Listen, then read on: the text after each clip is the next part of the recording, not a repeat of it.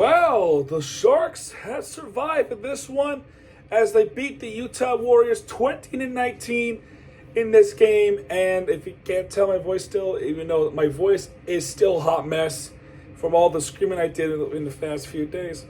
But this did not help at all because I went to this game. So expect the vlog tomorrow. So we're going to start off right away.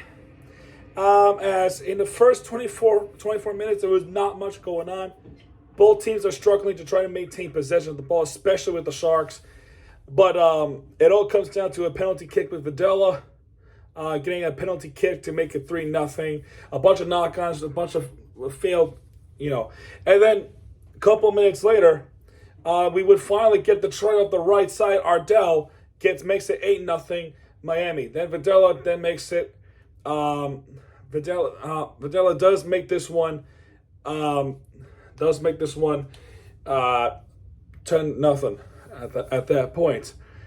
And then what a great play this was for Videla. I thought it was Echeverry for a second, but my gosh, number 11 of that team, number 11, he was carrying the team in the first half.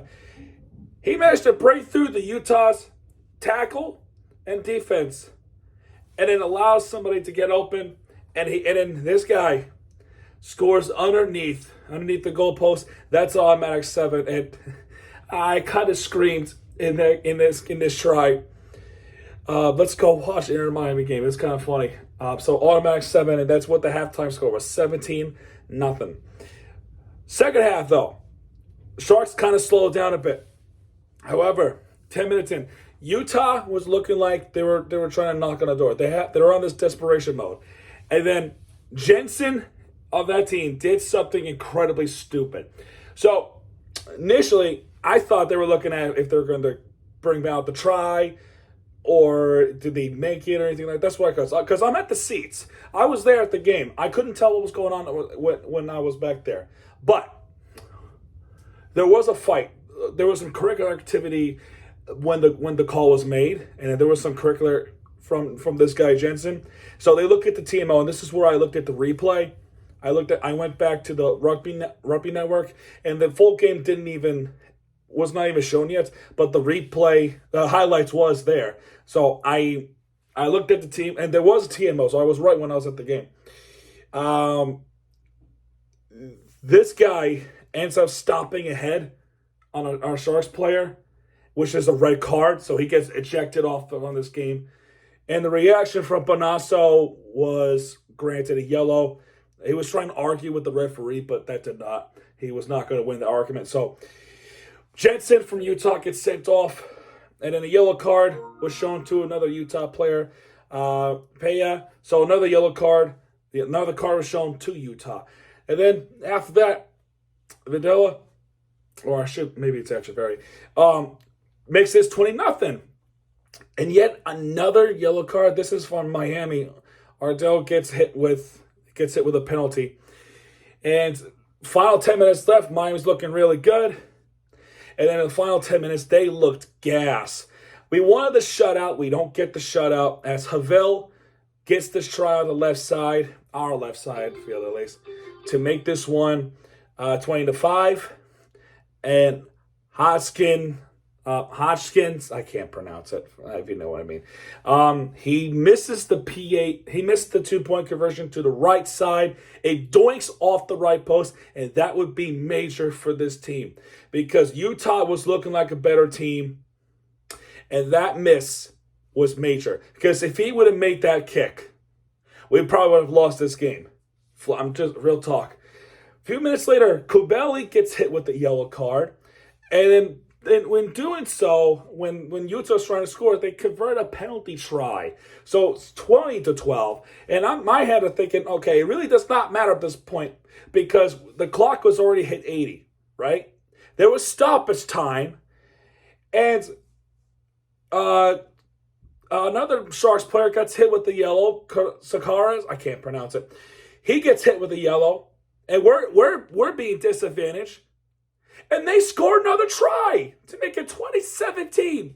Peja to make it 2017. And I'm saying, can you blow the freaking whistle It's time. Then Hodgins, I can't forget it.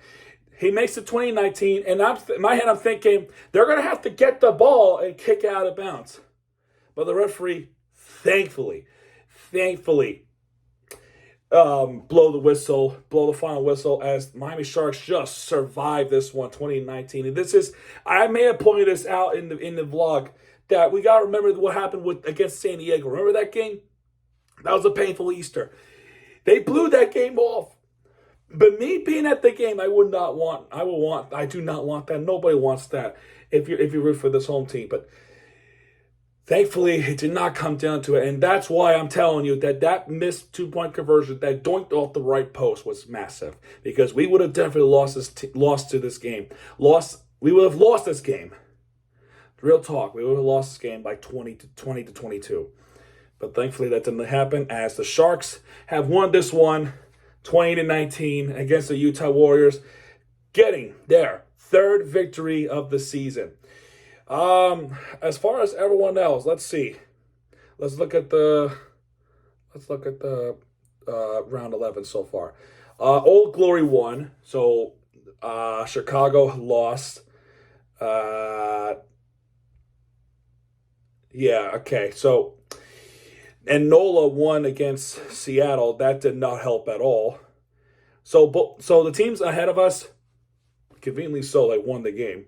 So this win was, I wouldn't say it was meaningless, but this is a good indicator that the Sharks have is capable of winning the game. I'm saying as real talk. They are capable of winning the game.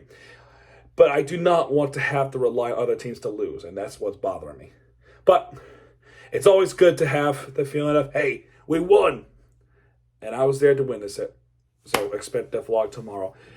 All right, guys. Well, that's good too for this one. If you have enjoyed this video, hit the like button, subscribe for content because Miami TV you guys are back. And when he does, hit it right there with your favorite entertainment you deserve. This is Miami TV signing out, folks. Good night.